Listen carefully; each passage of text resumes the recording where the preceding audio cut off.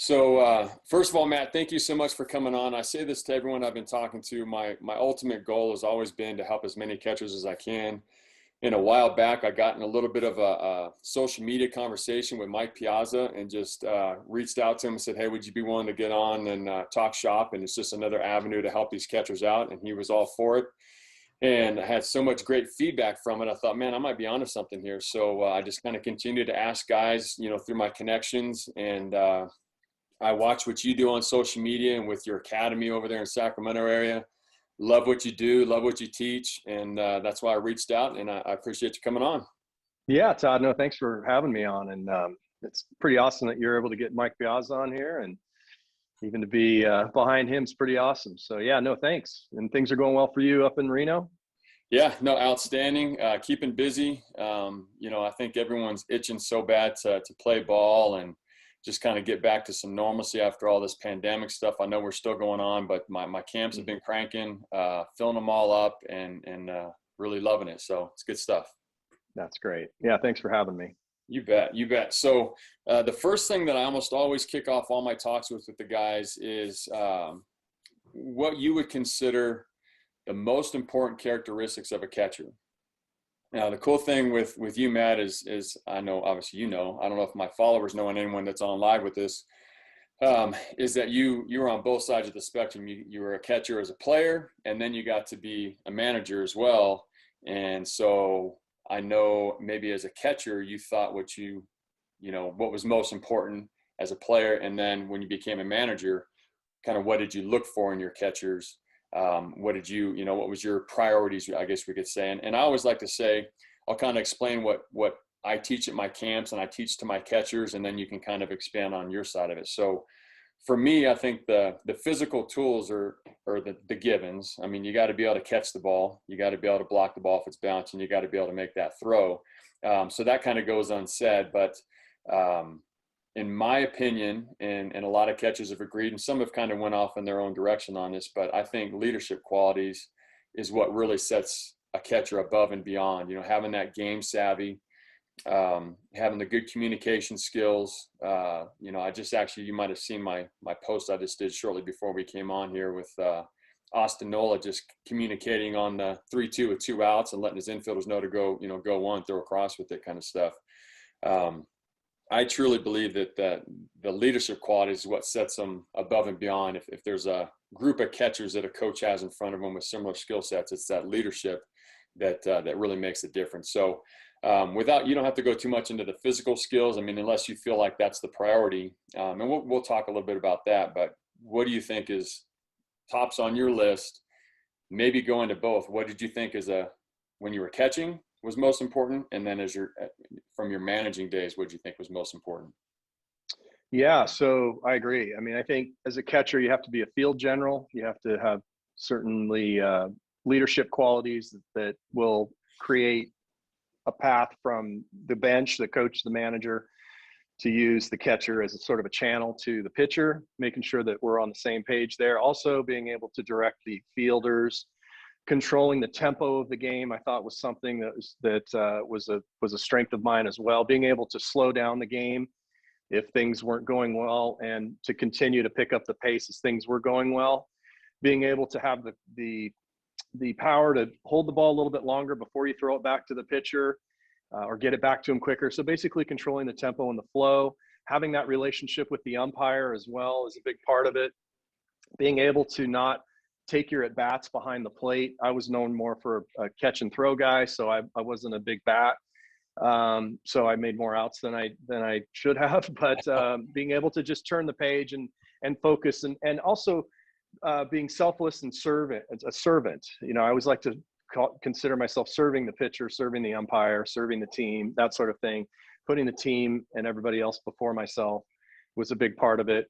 And just being a field general and knowing that everybody's looking at you on the field and you can see everybody. So you're a direct reflection of the entire team in that sense, making sure that you're not necessarily always screaming and yelling, but just your body language, your confidence, how you're presenting yourself to your team and your pitcher. And keep in mind, and you know this, that if you're doing well as a catcher, if you're catching well, nobody sees you.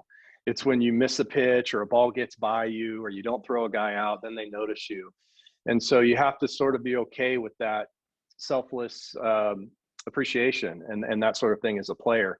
As a manager, I always wanted my catcher to be a field general as well, and to make sure that he was taking responsibility for the pitcher. So if the pitcher's missing up in the zone, hey man, that's on you. You know, you need to find a way to get him down in the zone.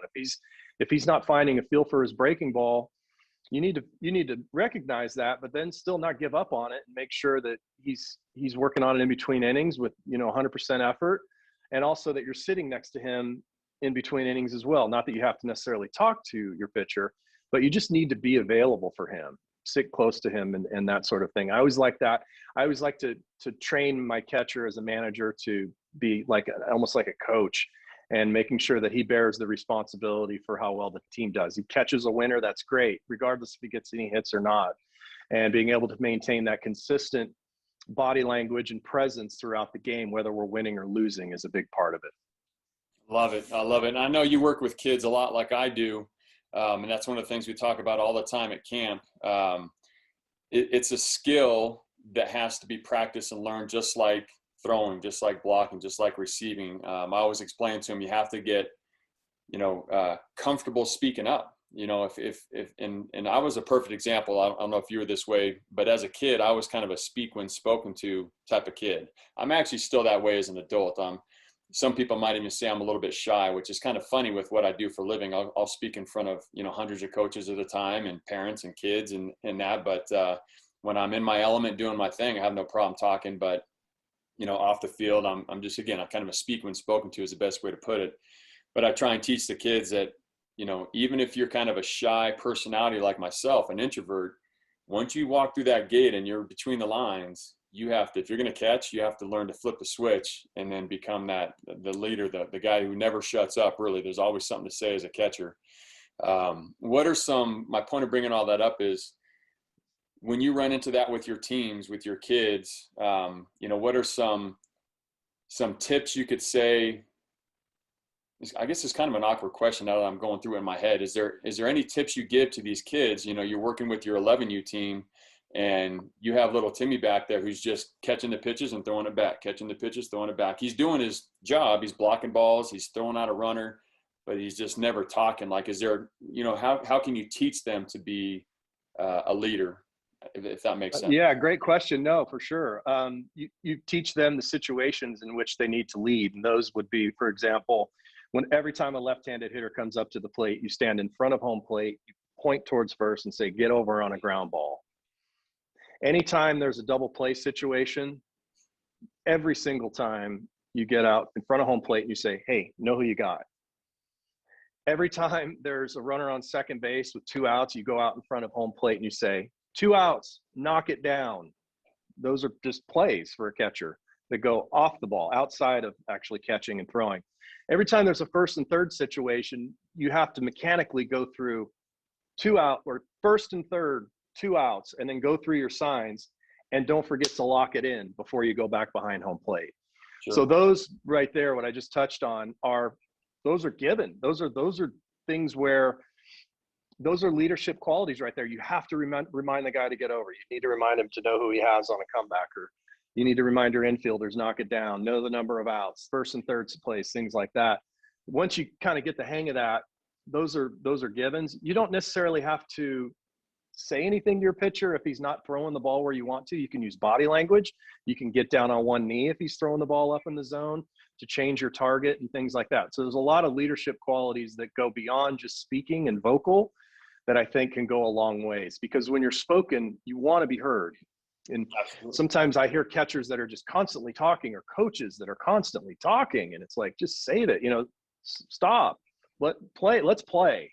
Sure. And just give him a little love with the glove if he makes a good pitch, or, you want to throw that 0-2 curveball, when you're setting up and you go through your signs, touch the ground, like, hey, bounce it. I want you to bounce this, and that sort of thing. And, or if he hits your target and you're maybe a foot off the plate and you just want to show a pitch and he gets it where you want it, that a boy, and you get it back to him. And so that's what I mean. So you have to kind of pick and choose when you're actually speaking. And at the same time, always remembering that there's fundamentals that a catcher needs to be vocal. and making sure that he's on point with that. And also consistency is important too. So if, like I said, if you strike out and you go back behind the plate, you have to maintain that same energy that you had if you just hit a home run. So if you can remember those things, if you're out there listening and watching as a coach or a catcher, just what I talked about with those situations where you need to lead, where it's part of your job, that's a good starting point.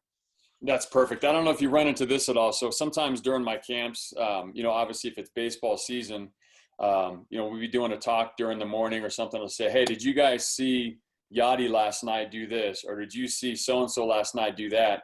And I can't tell you, and again, you might run into this too.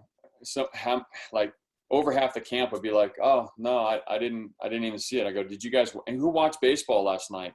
And maybe one hand will go up and there's like a dozen kids. One of the things that I constantly have to encourage these kids to do is watch the game. If you want to be a catcher, you have to be a baseball junkie, right? And that's one of the best ways for these kids to learn. Every example you just gave, I always tell them, you can't just look at the screen of the TV. You need to watch the game and learn and pay attention. Sometimes the camera's on and it makes it really easy, but every once in a while, it's like almost on the background. You have to watch what the catcher's doing. He might be saying something to the pitcher in between batters or turning to coach or reminding guys of outs. Really have to watch the game. Do you find that same thing where there's a lot of kids who just don't watch baseball enough anymore? Yeah, I do. I think ultimately it comes down to loving the game. And if I think some of the kids that are out there playing, they like the game, they like to play it, they enjoy hanging out with their friends, feels good to hit the ball in the sweet spot, that kind of thing. They enjoy it, but they don't really love it. So if they don't love it, then they're not going to want to go out of their way to watch the game. And if they are watching the game because they don't love it, they're not really looking at it so deeply. Sure. With passion and really into it. Because I'm sure you were like I as a kid, where when we watched the game, I wanted it to go extra innings. I wanted to just that game to go on and on and on. And I love the intricacies of it and things like that. So you just can't teach someone to love it. You can encourage them like you're doing, like I'm doing. Hey, you should watch games, that sort of thing. But you know what? Honestly, not as many people necessarily love the game like we do. You know what I mean? Yeah. We're kind of unicorns like that. I love it. I've loved baseball ever since I was 5 years old. I wanted to be a Major League Baseball player. And I'm still involved in it. I'm still teaching it, coaching it.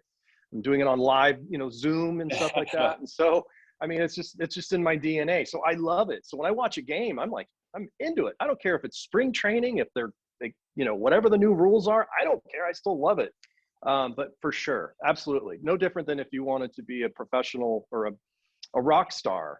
You'd want to copy your favorite guitar player or an artist or whatever it is. You kind of have to copy the great ones. Did you ever play wiffle ball as a kid? Oh, backyard wiffle ball and stuff? Absolutely. Yeah. So were you imitating different stances and things like that? It was fun, right? It was cool. Dale Murphy. That's how we learned. Mm-hmm. Yeah, same thing, and we'd do the pitching and all that sort of stuff, and that was kind of fun. And then video games kind of started to take over at some point, and I think kids kind of got away from that. Times have changed where they can't just ride their bikes to their kids' houses anymore in the cities and things. So things have changed, and so we as coaches, we need to adapt. We need to encourage, like you said, and give them advice, and hopefully they can love it enough to where they'll just find a way. I was always looking for extra work and trying to find someone to throw BP to me. And, there was no YouTube when I was playing as a kid, but there was Monday Night Baseball and whatever it was that I could find a way. I was fortunate in high school. My coaches, Don and Jim Graff, they were, Jim Graff's married to Larry Boa's sister. And so we would get coaching tips from Larry Boa through our coaches. And so we would learn things just through the grapevine and just knowing that Larry Boa said to do this, well, we better do that, Yeah. And trying to learn to catch as a kid was difficult because nobody really knew how to teach catching. Yeah. And I was fortunate to get some good catching instruction and pretty soon I loved to catch. That was my position. I was always one of the smallest kids on the team. I was an October baby and I was 17 when I got drafted and signed and went on to play. So I was really young and small. And I always knew that if I wanted to play at a high level, it had to be the catcher's position. Because I knew the catcher's position had so many things involved in it, like just a world of stuff that the catcher needed to do, that if I could learn all that and be tough and be able to get hit by a pitch and take a foul tip off the knee and things like that, and be able to shake it off or get run over and just keep chipping away. Eventually I'd end up somewhere good. And man, I ended up in the big leagues as a catcher just because of all those little things that a catcher needs to do. But that position, out of all of them, you have got to love. You can't take a kid, if you're a coach out there watching this, and he doesn't really want to catch and stick him behind the plate. It's not a good situation to be in. So yeah, it comes down to just loving it, you know, and then if you love something enough, you're going to learn it. You're going to figure it out. Absolutely. I think one of the best inventions in the last however many years, I can't remember the first year it came about, was the DVR, being able to rewind and pause live TV, or even being able to record a game. So I'm always encouraging the kids as well. If you have a DVR at your house, record a game and then go back and you can pause it and rewind it and really watch all the different things. Like when I was watching games like you were talking about, I was always hoping, you know, if Ozzie Virgil, because I used to watch the Braves so much as a kid, Ozzie Virgil threw out a runner, I was like, oh, please show a slow motion replay. I want to see a replay. And I wouldn't just be like, ooh, cool throw. I'd be like, how'd he do that? And I'd watch, you know, and Dale Murphy was like my favorite player growing up. So Murphy would hit a home run and I'd be like, oh man, show a replay. How did he do that? And I'd watch his swing.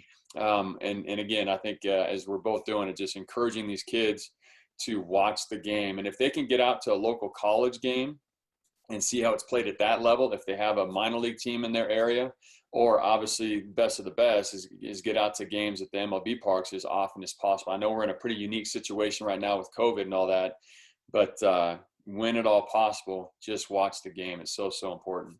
Absolutely. Yeah. In fact, when you're as a manager, I would spot check my players and just, if they're on the bench, and say, what's the count? You know, what's the score? And I felt that the more you can just literally just watch the game, the more you're going to learn, just because there's so many things that can happen in a game. It's a game within a game. And I'm afraid to say that it's sort of changed over the last 8 years or so with analytics, and the, you know, moving runners used to be a thing where you go to a big league game and, you know, the leadoff guy hits a double. The next guy comes up and hits a ground ball to the right side and moves him, and the fans clap. You know, they kind of get into it that way. Now, where do you bring your infield? Do you play your infield in or halfway? It's just kind of different now. They don't do the hit and run as much anymore. There's not as much stealing. So there's really not as much excitement. It becomes more about the individual and how far they can hit it, how fast they can throw it. Like I'm watching on Twitter. I go on Twitter a lot, and I watch a lot of these kids showcasing their ability, you know, with the pocket radar and the thing. And I'm watching these kids pitch, and it's from behind. It's like 92, but the ball's like 4 feet inside. It's like, that's a horrible pitch. You know what I mean? I'm just thinking to myself, I'm like, that's not good. You know, yeah, you threw 92, but it's a ball out of your hand, you know? Right. So I think there's less feel for the game for players knowing how to play the game within the game, and they're focusing more on their own individual skills. So I think, you know, even what we're talking about is a good thing for the game. Outstanding, for sure. One of the things you mentioned, and it's funny because a lot of the notes that I wrote down, just as you're letting it all flow, you're already covering some of these questions. So it's great. It's funny how our brains work as catchers and catching coaches. But I want to expand a little bit on the catcher-manager relationship. You know, one of the things I say is being a leader is communication, like we just talked about. We have to communicate with our pitchers. We have to communicate with our team, which you touched on. We have to communicate with the umpire, but then also the coaching staff, whether it's the pitching coach, if they're calling pitches, or you know, sometimes the manager does, whatever it is. But if you can think back when you were playing your playing days in the big leagues, how often did you have to sit down with the manager and talk about whether it's pregame, postgame, even during the game? And then thinking back on both sides of the spectrum, again, as a manager, how often did you search out your catcher and talk about things with them? I just want the kids and the catchers that are listening to understand the importance of that catcher-manager relationship, and, you know, letting the manager know obviously, especially if they're calling a game, but the umpire zone. Are they giving us anything on the edges? Are they really tight with their zone? Is this guy in a bad mood and won't even talk to me? You know, you're trying to chat it up and he's not saying it. Like all that kind of stuff that's important for the manager to know. Can you cover both sides of the spectrum there? Remember back as a catcher and then also as a manager? Sure. Yeah. Well, the minor leagues and the major leagues are sort of two different animals. The minor leagues, as a manager, I'm tutoring the catcher, teaching him how to call a game, basically, and helping him along those lines. and making sure that his body language is on point and he's looking at me on time for signs. And I wasn't calling his pitches. I might sometimes do this or do that, Yeah. but he needs to be on time to see if I want to throw over, pitch out, or hold or nothing. That needs to be kind of a rhythm. We need to get into that rhythm. And then I insist that the catcher hustles, that he's hustling, he's backing up the bases. He's doing all the things we talked about, reminding the pitcher and infielders and things like that. And then just taking ownership, making sure that he's owning it. And then I'm pulling for him and I'm letting him know that, hey, if it's a first pitch breaking ball and nobody's on base and that ball bounces, you better keep it off the umpire. You got to wear that. You got to keep it up. That's part of your job. And if he doesn't do that, I might mention something to him from the bench. And if he does, I'll encourage him in that way. As a player, I was fortunate to play for Mike Scioscia, and he was amazing. He was incredible. And he taught me more about how to call a game when I was 30 years old than I'd learned all the way up until that point. He learned from Johnny Roseborough with the Dodgers. And so Scioscia came up through the Dodgers organization, and he shared all this knowledge with us catchers. And he basically taught us how to call a game. He busted it out on the whiteboard. He explained to us how it's going to be done and how to do it. And I was just like blown away. And he had us in between innings. This is hard for me, but he would have us go out in spring training, call an inning and come back in. And one of the other catchers would be there with a chart and say, okay, tell me every single pitch that you just called that inning. And if it's a 20 pitch inning, you got to try and recollect all that stuff. And he really did help me figure out how to call a game and how to focus on pitchers' strengths and weaknesses and how to get the most out of them. And he used to bark at us if we weren't if the pitcher was half-assing it in between innings with his warm-ups, that was on us and things like that. He and I got along great on the field with our timing. And he used to say that. He's like, wow, it's like, you're just like on it, like I could look in and it was just really good. We worked well together and having that connection, like you're talking about as a catcher with the manager, making sure that you're in sync with them. And then having the humble approach of understanding that the manager's the boss. And if I could do things differently, I would. There were things that I did kind of on a maverick level where I kind of wanted to do it my way. If I could redo it, I probably would have done it much differently. But it's just, it's following orders and making sure that you're in sync with your manager on both ends as a coach and as a player.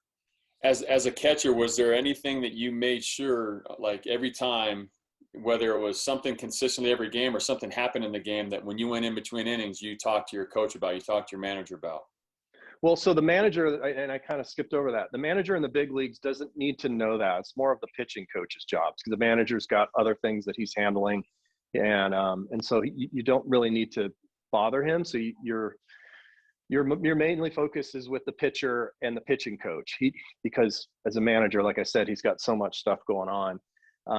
But he might tell me, suggest some things, but yeah, it's a little bit different. I mean, I had a lot of managers I played for, but having the chance to play for Mike Scioscia, and it was his first year as a major league manager in 2000. It was amazing. He made me a better manager as I went on into that realm too. I've talked to, I'll just say it this way. Anyone that ever brings up Mike Scioscia, I've never heard someone say, oh, that guy. It's always how much they love him. He's one of the best baseball guys, like in the history of the game, probably. Everyone absolutely loves that guy. I've never heard one bad thing about him. Yeah, he just, like I said, I just have so much respect for him. And then, of course, as a young player, I looked up to him, a young little leaguer. I looked up to him. And so, yeah, and getting a chance to play for a catcher it's a different experience. Catchers, like managers, we're unique in that we can talk to everybody and can see everything and just kind of know how the game works from a different standpoint than somebody else. But that doesn't mean that pitchers or whoever else can't be great managers. But as a catcher, you have that certain bond. We're in a fraternity as catchers, no matter if it's you and me or you and me and Mike Scioscia or whoever. Right. And so we have that bond between us. So it makes it a little bit more connected. Absolutely. So one of the questions I was going to ask, and you already kind of covered, maybe we'll expand a little bit on it, was what do you think actually what was the biggest thing that helped you make it to the big leagues? And then more importantly, stick and stay for the 11 years as a player. I think, and you've probably heard this before, and I never made it to that level. I was just a minor league guy, but I've heard guys say it's actually easier to make it than it is to stay. You have to, once you get there, you have to show you can handle the adjustments, and the game speeds up a little bit, and you have to learn to slow it back down and all that good stuff. So, again, you already kind of said you were more of a catch and throw guy than hitting, but can you dig a little bit deeper into specifically what you personally think in your mind, man, okay, this is what got me there, and then what helped you stay there? Yeah, no, that's a great question. So let me back up. First of all, when I was a freshman and sophomore in high school, my coaches said I was too small to catch. So that's the first thing. And it wasn't until I was a junior in high school that I got to catch. And the reason I got to catch was because the player in front of me didn't get good grades. His grades were below a C average, so he was ineligible. So I was the catcher. I worked my ass off. I was 5'10", 150 pounds as a sophomore. I started lifting weights and doing wind sprints and playing long toss and hitting by myself and practicing. While I was heating the shower up for the hot water, I would do 20 push-ups. I was constantly working out and lifting. I was meditating. I was doing visualization before anybody knew what it was. And when I was 13, one of my friends came up to me and said, "Hey, I want to do you a favor. You know, you've got this wild pipe dream that you want to be a Major League Baseball player. And I just hate to see you get crushed because you think you're going to make it. But I got to ask you, how many people in the world your age do you think want to be Major League Baseball players?" And I said, probably all of them, if they know baseball. And he goes, "Exactly. So what do you think your chances are?" And I said, "I bet you they're pretty good because I bet you they've got your attitude." And so that just kind of stopped him, and this is when I was a little bugger. I was 13. And so what got me there was hard work, believing in myself, loving the game, being able to have this ability to have a bad game and sleep it off and be ready to go the next day with fire and fury, ready to go get them. But the hard work part too, when I was 19, I was playing for the Peoria Chiefs. And I signed in 87. So I played 87, 88. And then in 89, I tore my ACL and MCL on a play at the plate. Jeff Branson was on second. There was a ball hit through the right side. And I was trying to be cool. I was stupid. And I was acting like there wasn't going to be a play at the plate. I was kind of deking him, Here comes the ball. I catch it. I step back. My left toe's pointed towards right center. Boom. Shoulder into the knee. ACL done. MCL's gone. Fly me into Chicago, operate on the knee. I do the patellar tendon graft. So I'm like freaking out. I'm like, oh my God, I didn't go to college. I signed out of high school for not much. I was an 8th rounder, but I just wanted a chance. So I said, how am I going to make myself better? How am I going to get to the big leagues? It's one thing to get to the minor leagues. How am I going to get to the big leagues now? I've got a torn knee. I'm 19. How am I going to so I said, this is what I'm going to do. I'm going to teach myself to switch hit during the time I'm rehabbing my knee. I got 12 months to learn how to hit left-handed. So I go to the Cubs. I ask the Cubs, "Hey, I've never done it, only in wiffle ball, and I hit left-handed." I said, I think I can do this. I think I can figure out a way to put a good swing on the ball and hit left-handed. Bill Hartford with the Cubs said, "Go for it." So I taught myself to switch hit during that time. So I came back. I found a silver lining because in baseball, you're going to get hit with adversity every day, even one pitch at a time, but still you're going to get your butt kicked. You have to find a way to get over it. I found a silver lining, taught myself to switch hit. I was in the big leagues 3 years later. So how do you stay there? You make the routine play, you hustle, and you show up on time. You take care of what you can control. You don't try to conquer the world. And I played from 93 to 03. That is straight flat on the steroid era, right? I mean, I'm playing against all the dudes. I don't have anything against the guys that did it. That's fine because we weren't being tested for it. I chose not to do it. I just didn't want to do it for whatever reason. And so I had to find ways I lifted weights, but I had to figure out the mind game and how to be able to, again, make the routine play. So if that dude's stealing from first to second and it's Ricky Henderson or Tim Raines or Brady Anderson or whoever, I'm not going to rush my throw. I've been practicing my whole life to make this play. I'm going to catch the ball, try to get a 4-seam grip and get rid of it as quickly as possible and try to put it in the tag zone. If he's out, he's out. If he's safe, he's safe. If the guy's got a high leg kick, not my fault. I'm just going to make a good throw. That's an example of just making a routine play. Sure. Hustling.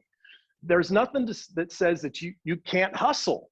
You got to hustle. You got to back up first base. I remember when I was hitting and I was playing against Joe Girardi. Joe Girardi would beat me down the line, backing up first base and like talking smack the whole way down the line. So you gotta hustle, and then you know what? You got to show up. You got to be on time. But I don't mean just show up right on time. You got to get there like an hour early. And you got to just kind of get in your shorts, and you got to start figuring out how you're going to get loose. That's the other thing, is you don't rely on your team practice or your team stretch or your team warm up to warm you up. You need to get warmed up before the warm up. You got to get ready.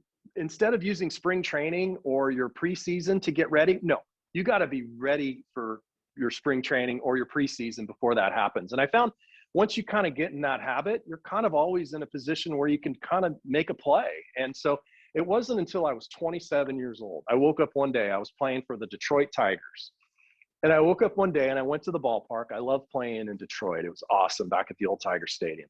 And I remember I was getting ready for the game, and I'm looking, and I that morning I felt something special. I thought, for the first time in my life, I belong in the big leagues. I belong here. And I was 27. I got there when I was 23. So it took me that long to have that confidence, like, yeah, I can play here. And so once I got that mindset, that belief system, even the belief system that I had to get me to the big leagues, but once I had that, like, I believe I'm here, then it was a whole new ball game. Then it was just a whole new ball game. I was slowing the game down. It was the first time in my career that I felt like I could slow the ball down. So as an example, as a hitter, when I faced Randy Johnson, I wouldn't move. I wouldn't start my load until I saw the ball. And I'm like, nope, I'm going to be quick, and I'm just going to wait. If I don't see the ball, it's not going to matter. I was moving a little bit. I wasn't thinking about it. And it would slow the ball down. Or I would get up there first at bat of a series, and I would just stand there, and I would get in the stance, and I would just trophy. I wouldn't even stride. I would just trophy. I would give him a pitch, even if it were a strike, just so I could see the ball from his hand to the catcher's mitt. I figured that was valuable. I figured if I can see it, okay, now I got you. Let's go. Let's play. You know, that's the kind of confidence I needed to have as a player. Also, catching, throwing guys out. I threw out a lot of runners, and again, quick and accurate.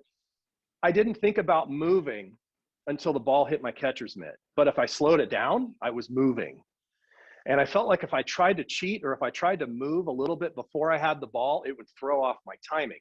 So those are the two things that I think really helped me stay, was just, well, believing it, and then just, how do you slow the game down? How do you slow the ball down? And all that practice and everything, it just happens, you know? Yeah, no, man, you just touched on, that was all gold right there. I think the way I always say it to the kids at my events, and it's one of the first things we talk about, is when you feel like you've worked enough, work some more. And then some. Yeah, the amount of time and work guys like yourself put in to get to that level, a lot of kids do not understand how much it takes and the sacrifices they're going to have to make. And again, I never made it to the big leagues, and a part of it was, as we've already mentioned, that was like my mental side was the ultimate demise. I didn't have, like you said, it took you about 4 years for it to finally click, and then you had that aha moment of, okay, I belong here. I belong here. I truly believe that I belong here. I know I can succeed here. I never got to that point. There was always that little bit of doubt in the back of my mind, even in college. Like I always played scared of failing, instead of, have that fear of failure instead of just having fun and playing the game.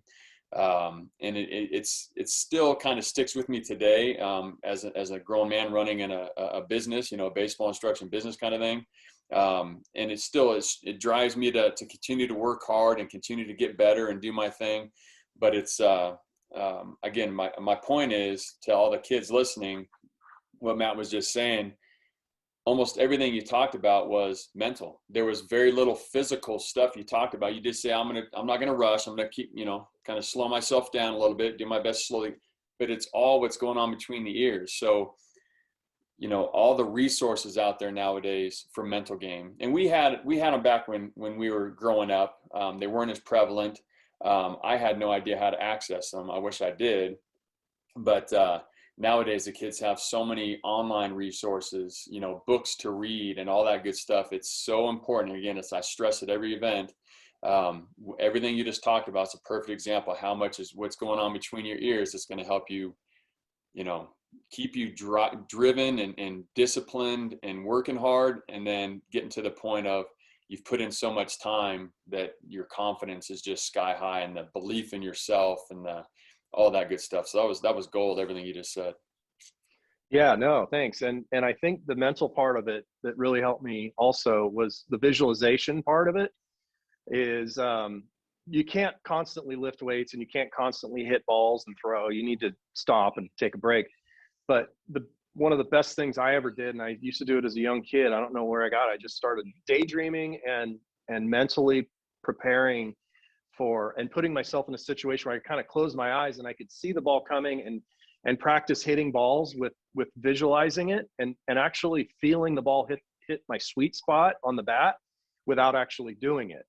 And I did that a lot as a kid, and I actually used to pretend I was playing in the major leagues, and then one day I woke up and I was there. But I think the mental game, I don't think I know it is powerful. It is extremely powerful. If you can simplify it and not overthink it, it's not that big of a deal, but just literally just close your eyes and imagine you're hitting line drives in the gap. Close your eyes and imagine you're throwing dudes out. And close your eyes and see yourself throwing, and all those little things just mentally, when you blend the mind and your physical ability, it just happens when you're playing, because the game happens so fast that you just are a product of your practice and your mental rehearsal, knowing where to be, where before the pitch is thrown, that kind of thing is all part of your mental rehearsal. And it gets better, right? It gets better during the game. Knowing the situation as a shortstop, the ball's hit to my left, I'm going to do this, and you just have to process that. So when the ball's hit, you're ready for it. It's not like you're off guard. So what did you do? So I would strike out in the game, and I would lose my mind, first of all. And it'd just be like, it wouldn't be like a game losing strikeout with the, winning run on third inning. It would just be in the middle of the game, and I would absolutely lose my mind. And then I'd come up the next time focusing on, I hope I don't strike out again. Oh, don't mess up again. That kind of mindset. For you, it sounds like, and actually this randomly just popped in my head. You've probably heard some of Yogi Berra's quotes over the years. He's famous for them. But I remember him saying, it's not necessarily a quote, but he would say if he struck out, or he had an 0 for 3, it wasn't his fault, it was bat's fault. He would get rid of that bat and get a new bat. You know what I mean? Like, yeah, I love that mindset and that thought process, and that's something that it literally it never worked in here so I guess my question is, when you would have a bad game, a bad series, can you think back as a player what you did to, and you've already kind of touched on this, but maybe dig deeper into mindset and how you would fix that? Were you a get more reps guy? Were you a take a break guy? And then also, and time's flying, I can't believe it's already been almost an hour. Wow. But if you can also touch on, as a manager, you guys see it all the time. You see the guys that are really good with the mental game and just put it behind them. And then I'm sure you had plenty of players that you could tell they were just dwelling on those failures and just starting to stress themselves out, however you want to put it, get really frazzled. Like, as a player, what did you do to get past the failures? Because there's a lot of them, like you already said, it's built into the game. And then what did you do to help your players as a manager? Well, it comes down to playing the game one pitch at a time. It really does. And you hear it as a kid, turn the page, flush it, whatever it is that you want to say. But that was one of the things that helped me more than anything. Is I was kind of a basket case with my hitting. I was constantly making adjustments and trying to tinker and change things. And that wasn't the way to go about it. But I was fortunate in that I loved to catch. So I could, once I slammed my bat in the bat rack or smashed my helmet into the cubby, once I started putting my catcher's gear on, I'm like, okay, now it's time to redeem myself. And I'm always looking for a way to redeem myself. And the best way to do that is by playing the game one pitch at a time. And once I learned to do that and actually act that way and believe it, I was like, okay, I think I can do this. Once I learned to play the game one pitch at a time, my whole world changed. And Ken Ravizza, I had the good fortune of working with him while he was with the Angels. He really helped hone that stuff in. And, when you're putting your batting gloves on, you're putting your batting gloves on. Talked about being in the present moment. I put my shin guards on the same way every single time. So I get into a routine. I wouldn't call it a superstition or anything, but I get into my routine. And so once I started getting into the routine, I would slowly let that at bat go away. At home at night, I'd go back to the apartment or my hotel, and I'd sit there and I'd do dry swings. I'd try to figure it out, which probably wasn't the right way to do it. But ultimately, without overcomplicating it, it's just playing the game one pitch at a time. There's always another pitch. There's always another pitch. As a manager, same thing. I had the blessing to be able to lose a game and then come back the next day and be ready to go. Let's go, guys. That's just kind of how it was for me. I didn't really let it eat me up. I had a short memory, and I'd get ready to move on. You kind of have to have a short memory, and not take things personally.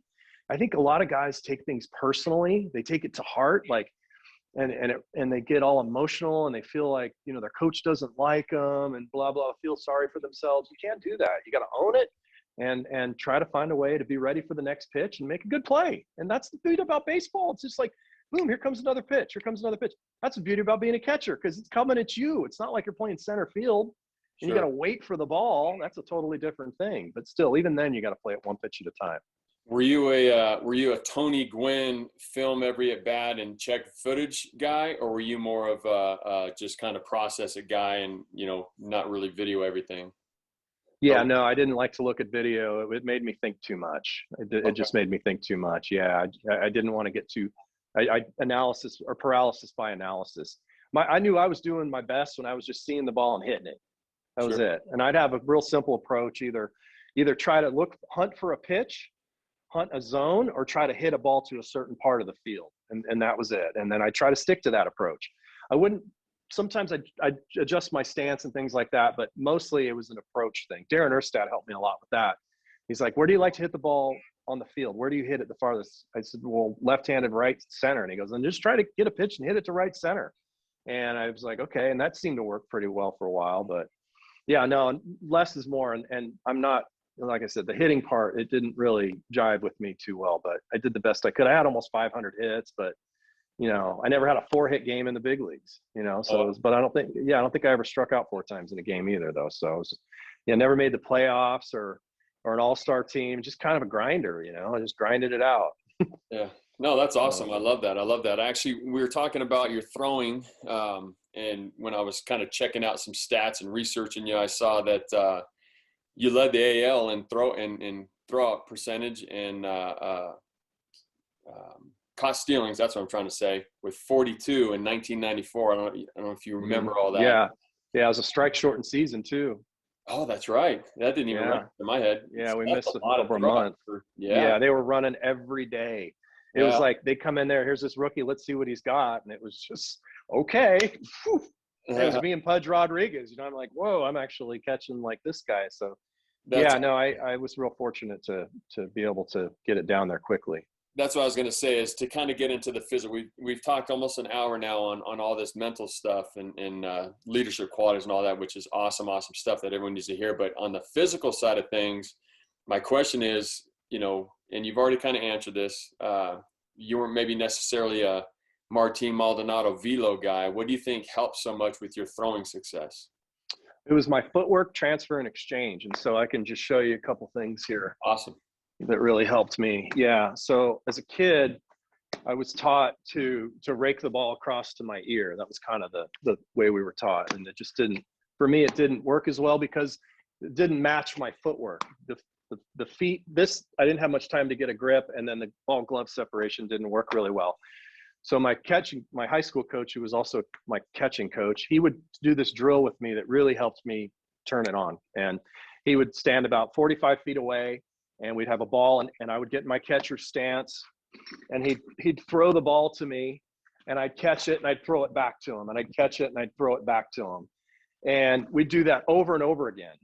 And so what I did was I started to study the footwork and how the footwork, let me just move this back here if I can show you here. Yeah, we just need a little lower. Okay, got it.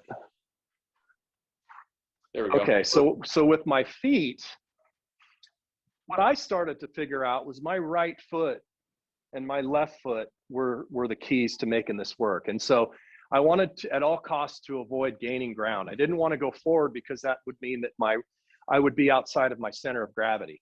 So the quickest way I figured I could throw was just to pick this foot up, put it down, and stride with an open stance and keep this shoulder closed and just get rid of it.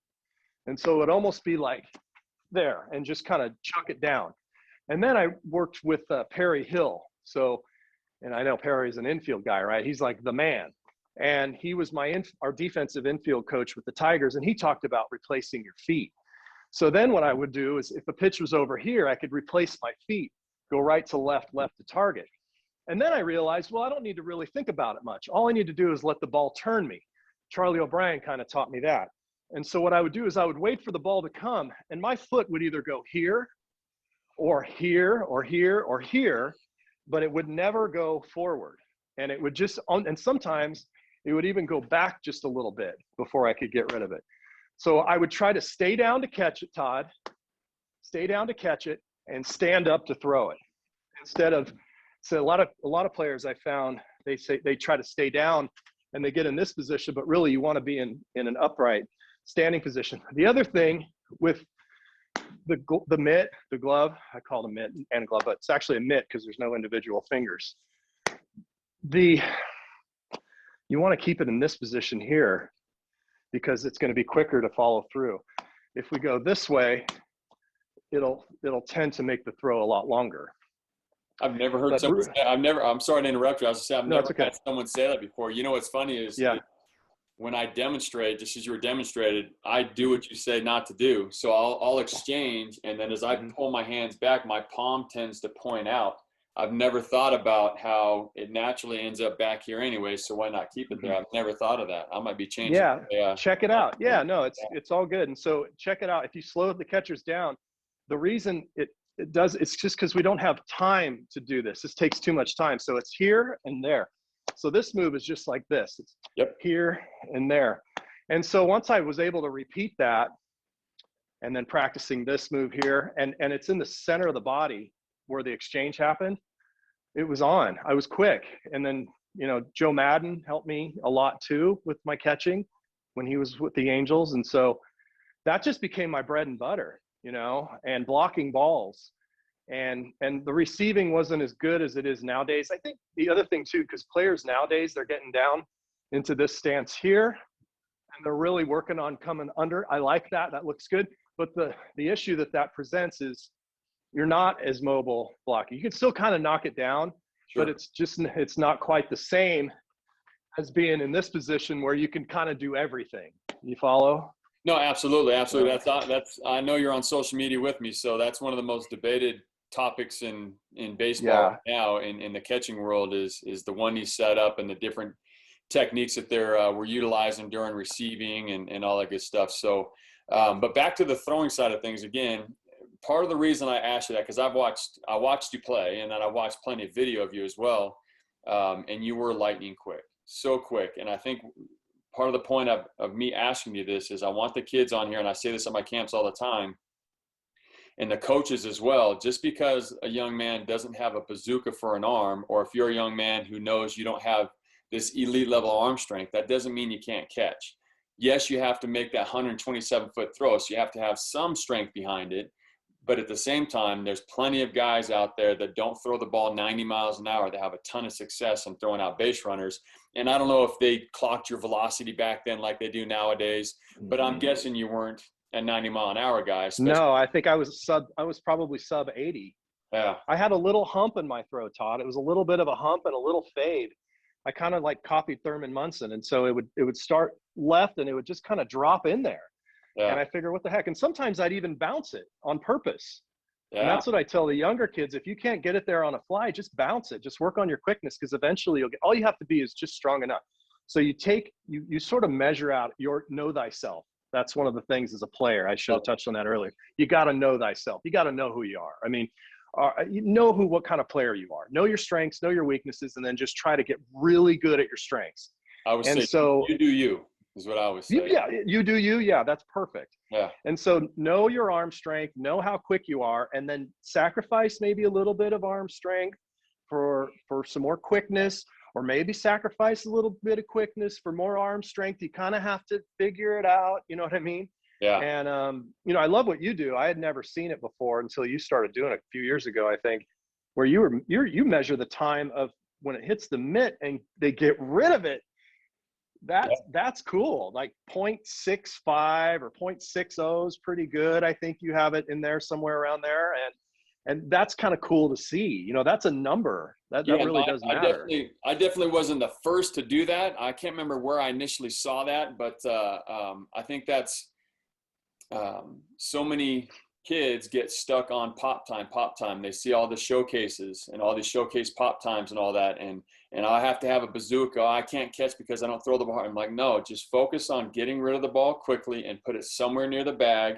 Like you said, it's okay to bounce it there. It's going to skip right to the bag. Get rid of it quick, put it somewhere close, and you're going to have a ton of success. Arm strength is definitely a difference maker, and it can definitely help. But at the same time, it's not the most important thing. Just get rid of it quickly. And the demonstration you just gave was really good. It was awesome stuff. So thank you. Yeah, and the tag too. The tag zone's important too. So when you're throwing the ball, you kind of want it.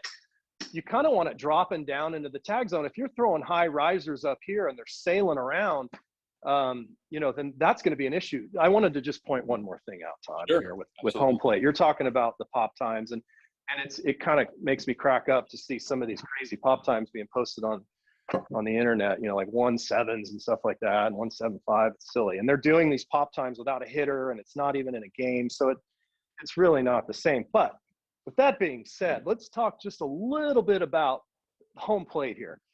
So it's important that when we're doing the transfer and exchange, that our foot doesn't get on the plate or go over it. So it's, you know what I mean? So it's kind of, you really want to stay behind the plate a little bit. And if you're a young catcher out there and you're practicing and you want to get better with your pop times, stand about 8 feet behind home plate and make it a longer throw for practice. And then when you come up closer into game situation, it's going to look a little bit shorter. The other thing is just practice playing catch from home plate, behind home plate to second base. We call those range finders. So you're just going to not worry about your quickness or anything, but just practice throwing the ball and playing catch, and just try to see your trajectory of what kind of trajectory do you want? Similar to that as a golfer, and how do they want the ball to fly when they're hitting it properly? For me, again, as a thrower, I'd like to throw it a little bit higher, a little bit left of the bag, because I know my ball kind of tails because I'm getting rid of it quick and I'm kind of getting on the side of it and slinging it. So know thyself, know what kind of ball flight you have. I just want to talk about home plate there too. Yeah. No, that was perfect. That's, you know, that I run into that at my camps as well. And I always tell the kids, the only time you would ever end up stepping on the plate or in front is if the batter, for whatever reason, is way up in the box. So we're going to move up with that batter. But if they're standing where 90% of the batters do, there's no way you should end up on the plate. It's a sign that you either took too big of a step or you took too many steps. So stay behind. So we're definitely on the same page as far as that goes. Yeah, 2 steps too. You see a lot of younger kids take 3 steps. They'll go left, right, left, bro. It's just 2 steps. It's hard for them to wait on the ball though. Absolutely. This is kind of a random topic that I wrote down as I was again looking through kind of some of your stats back in the day. You actually got to play first base in 2 games, only 4 innings. Yeah. First of all, so when I was playing, I had never played. I was always a catcher. I pitched a little bit in Little League because I had a really good arm. But for my entire high school career, college career, actually, I think I played like an inning over third, or maybe a full game. I can't remember. But point is, like, I wasn't until professional baseball, like, hey, Coburn, can you play first? Of course I'm going to say yes. I just want to be in the lineup. Yeah, absolutely. Hey, can I borrow your first base club? Yeah. Never been there before. So what was your experience in the big leagues getting thrown over at first base? And then also as a manager, you know, what did you think about your catchers being versatile? I mean, there's the Yadi Molinas out there that's all they're ever going to do is catch. He's not going to be one of those guys that they say, hey, at the end of your career, which is coming up soon, go play some first base like they did with some of these other guys. But I think, and this is mainly obviously for the kids, we both work with kids, I think it's important for them to be versatile and be willing and ready to go wherever coach needs, kind of thing. So talk a little bit about your experience at first, and then what do you think as a manager as far as catchers being versatile? Yeah, so I played first for the Angels a couple games, and I don't remember much other than one game we were playing against the Red Sox, and I was involved in a double play, and I was scared to death because, you know, just looking at Movan or whoever it was, left-handed hitter, Wade Boggs. And it wasn't very comfortable for me. But I did take ground balls, before the game just to work on my hands at second base. And in Little League, I played all the positions. In high school, I played some infield too. As a manager, though, it's, catcher's position is a specialized position. So if you're a catcher and they ask you to play another position, it's probably not a good thing, like you experienced, kind of like I experienced once I got to AAA. They tried to teach me to play first base, because then, you're out of your element somewhat, unless you're like a Buster Posey. You look at a Buster Posey, like, that guy's so amazing. He could probably play shortstop. Or a guy by the name of Brandon Inge, who I played with. Brandon could play anywhere, pitcher, short, second, catcher. He was just so good. But most of us guys, we're just not very fast. We're tough. We can take foul tips. We know how to call a game. So once you get to the pros and it becomes more specialized, it's less likely that you're going to play another position. And if you are playing another position, you're probably not a prospect. You're probably just filling in a role. But as a younger player, play shortstop, pitch, catch, do everything you can just so you can get a good feel for the way the game works outside of behind the plate. Awesome. Love it. Yeah. I remember my first time over at third, I think I literally turned because we were in the third base dugout. I was like, hey, am I allowed to wear my mask out here? Yeah. They hit a ball to you and you block it, pick it up, throw it to first. Absolutely. If it was a between hop, there was no glove. It was all chest. And my team and coach were like, hey, use your glove. I'm like, it's just, I've caught my whole life. So if it's in between, I just block. It just comes automatically. Yeah. That's funny. Well, so I don't want to take too much of your time. We're right at an hour right now, but are you okay for a few questions from my followers? Yeah, for sure. Totally. Yeah, it's been great talking, Todd. Awesome. Absolutely. Yeah. So one of them was, and when you look at the teams you played on and some of the guys you played with, you played with some guys who could flat out swing it and drop bombs. Who was your favorite to watch take BP? Kirby Puckett. Puckett was a lot of fun. Yeah, he was really fun to watch because he was so entertaining and he was always talking to the other team and talking smack and showing off and all that sort of stuff. I also had the good opportunity to play with Mark Grace. I mean, Mark Grace could swing it. Yeah. All you need to do is just stand next to Mark Grace and you felt more confident. Dave Winfield was something. Paul Molitor. Those guys were pretty amazing. And then in the minor leagues too, there was a guy named Richie Graham who was, I played with him in AA. He had a beautiful swing, went to Mississippi State.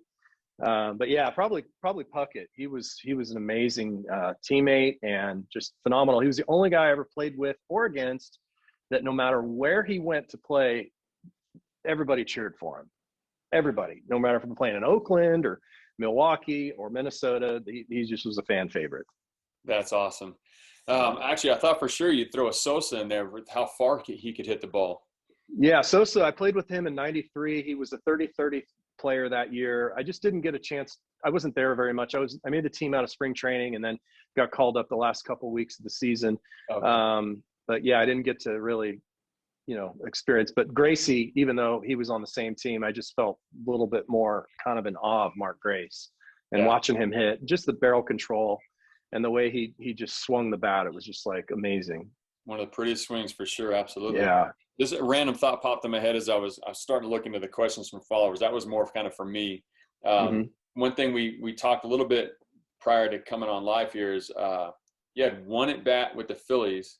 What's the whole story behind that? Like I think you had been traded or signed, like something happened and then you got one at bat in 01 and got a hit, batted 1,000. Yeah. Like what was the whole, is there a funny story behind that or you need there is actually. There's a funny story. So I signed with the Reds in spring training in 01, didn't make the team, went to Louisville, got traded just past the halfway point to the Phillies, went to Scranton. I was playing AAA for them. Turns out both those teams went to the playoffs later that year. I got called up to the big leagues before the playoffs started in 2001. Larry Bowe was the manager. He was also my third base coach in Anaheim for 3 years. So he and I knew each other that way. Also, he's from Sacramento and kind of knew what I was all about.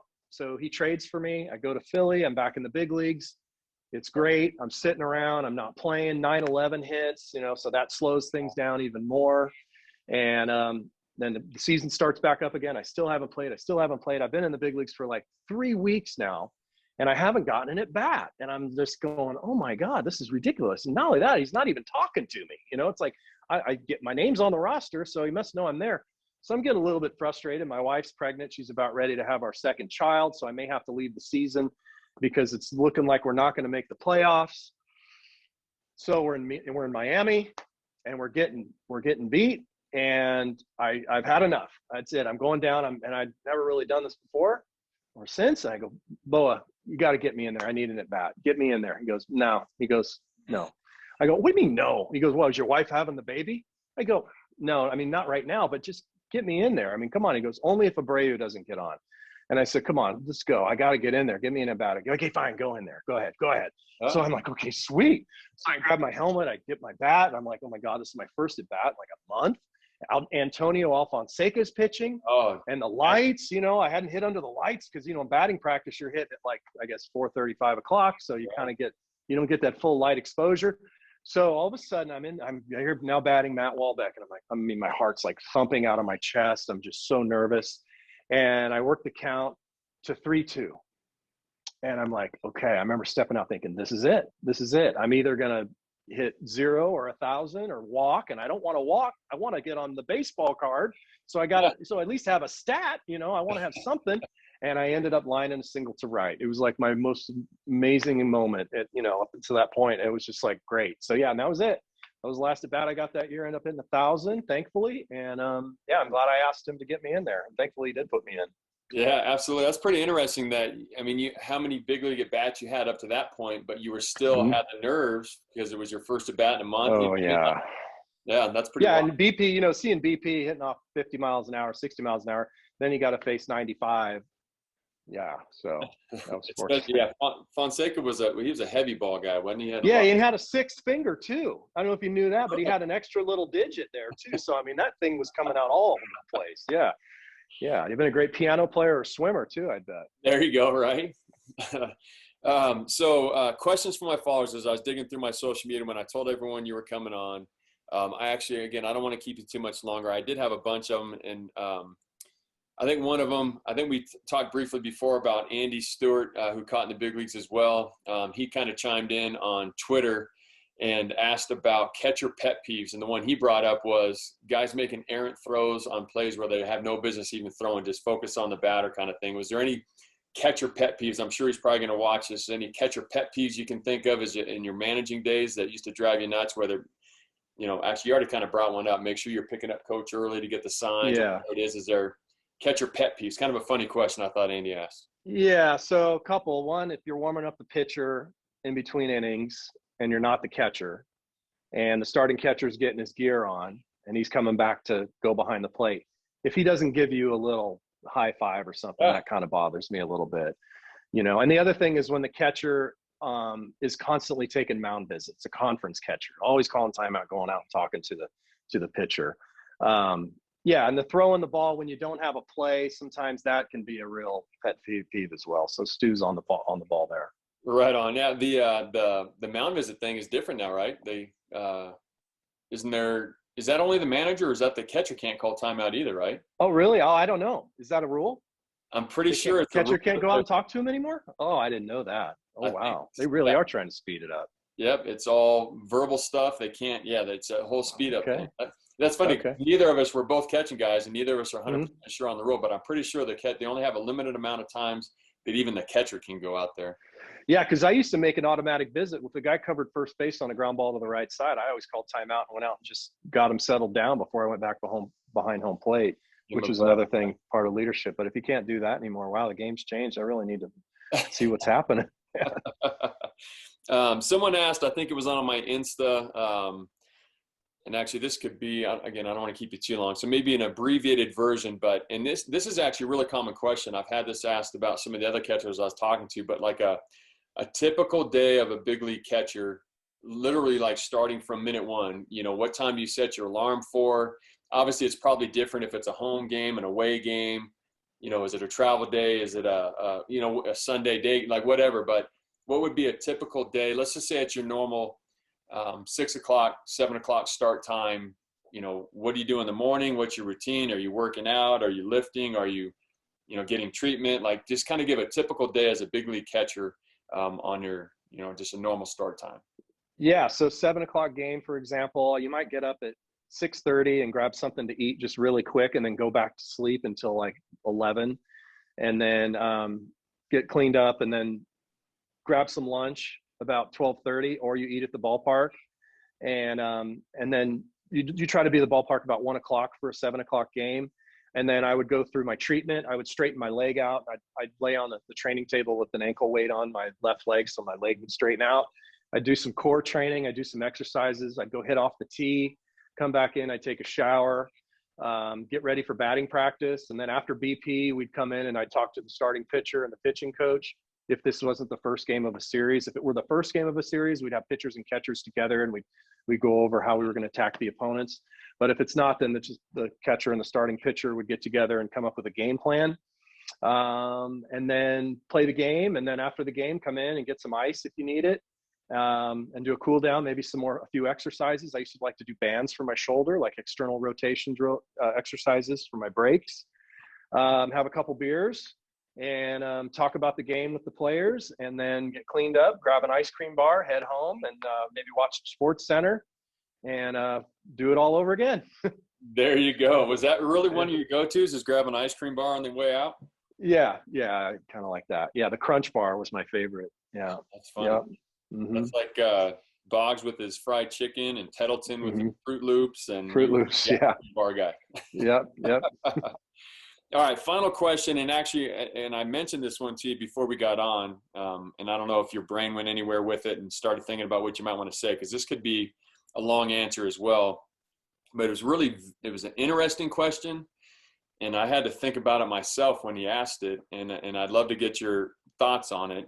It's not even necessarily catcher specific, but someone asked, "What's his name?" You know what? I didn't look at the name. Sorry. No, put you on the spot. I didn't look at the name. I could probably look it up real quick. Actually, I do need to go on to Facebook real quick and make sure there's no pressing questions there. But the one about the difference between just playing baseball and knowing how to play baseball, like how to play the game. And I thought that was kind of deep. And even now as I read it, I'm still like, man, I don't know where to go with that question and how to answer it. I think I know what he's getting at. But what are your thoughts on just playing baseball and understanding how to play baseball? Sure. So as a player, playing baseball is having the techniques and the skills to be able to hit, throw, run, catch, and that sort of thing. But knowing how to play baseball is understanding, number one, the situation, one pitch at a time, and then having an approach and an approach that you're attempting to accomplish for that particular pitch. And it's pretty deep, but again, when you're hitting, you generally have to have some sort of an approach. And back when I played, it was moving runners. It was looking for certain pitches, understanding the pitcher's strengths and weaknesses. Is he tipping his pitches, that sort of thing. As a manager, knowing that when you're on the road, you want to play for the win. And when you're at home, you want to play for the tie. As a manager, you need to know how to play your infield depths and positioning and things like that.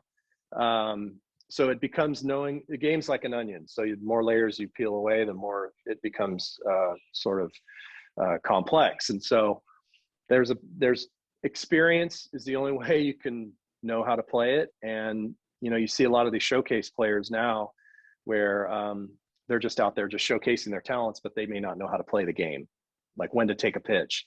The guy gets up in front of you and swings at the first pitch and makes an out. You should probably take the first pitch that he throws at you, just for the sake of the game, and little things like that. So everybody's got their own feelings on it, Yeah. No, absolutely. Yeah. So that's where my brain went with it too, is basically, I think, to simplify, is kind of knowing the game inside of the game. Yeah. You know what I mean? Yeah. There's just the game savvy, the game inside of the game.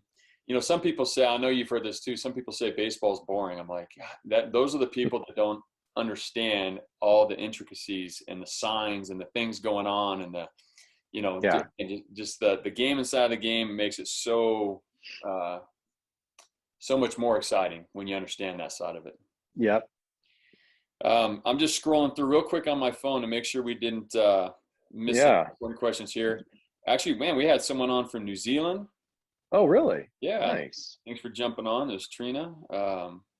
Someone was agreeing with us on playing third base or playing other positions without our gear on. Yeah, I'm looking at them right now. Yeah. Okay, yeah. Yeah, these are good. You know, do you see one? Because I can't, for whatever reason right now, I can't scroll. I think Yeah, it's not letting me scroll up. Yeah, me too. Oh, wait. At what age do you think a catcher's arm is maxed out? At what age do you think a catcher's arm is maxed out? That's a great question. So, speaking from experience, I think by the time you are 22, that's when it's about you're at your peak as far as the strength of your arm goes. What do you think, Todd? What age do you think? You're probably, I think it once I probably was throwing the hardest, and I already threw pretty hard in high school, but then as I kept getting more mass and stronger, somewhere around in there, you're probably pretty accurate. But here's the thing, as far as arm strength goes, and I guess there's a line to be drawn, but I still feel like if I would have continued to work as hard when I was playing on my arm strength as I did to get to where I got to, I might have even had more in the tank. You know what I mean? I did my regular workouts and stuff, but it wasn't like when I did play long toss when I was playing, it was more to lengthen my arm out and get loose, not to necessarily strengthen it. You know what I mean? And even in the off season, once I made it, that's actually, I'm kind of getting on a tangent. That's a whole other topic for me personally. I think arm strength can still be developed even past, you know, our adulthood or whatever you want to call it. But I think 22, 23 were probably fully developed, but there are plenty of guys that will change their workout regimen and increase explosiveness, speed, and potentially even arm strength if you work it the right way. Did that even come out? I was almost confusing myself. No, it makes sense. No, it makes sense. No, you're absolutely right. And I think too, the technique and the quickness and the transfer and the footwork, all that stuff can help arm strength too. So I know for me, once my back started to have back issues and leg issues, the knee kind of started to flare up, then the arm started to kind of teeter.